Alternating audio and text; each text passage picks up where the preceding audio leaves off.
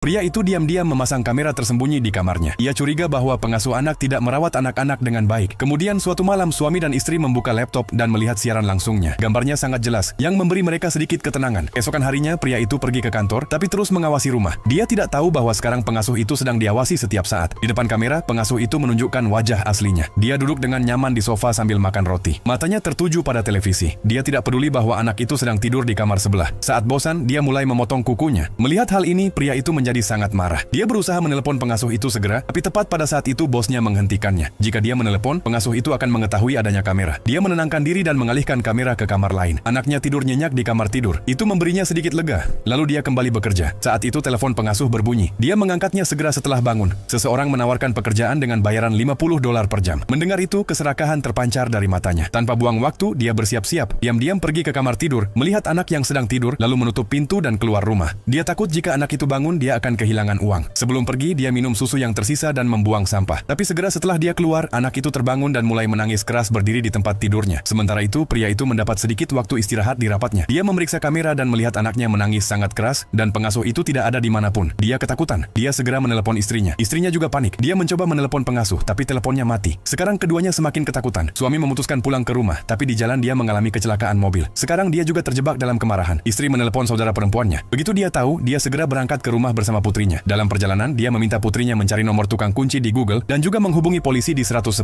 Dalam beberapa menit, polisi dan saudara perempuan itu tiba di tempat. Tapi ketika mereka masuk ke kamar tidur, anak itu sudah tidak menangis lagi. Semua mulai khawatir. Mungkin ada sesuatu yang terjadi. Tepat saat itu tukang kunci datang dan membuka pintu. Dan saat semua orang masuk ke kamar, apa yang mereka lihat membuat mereka benar-benar terkejut.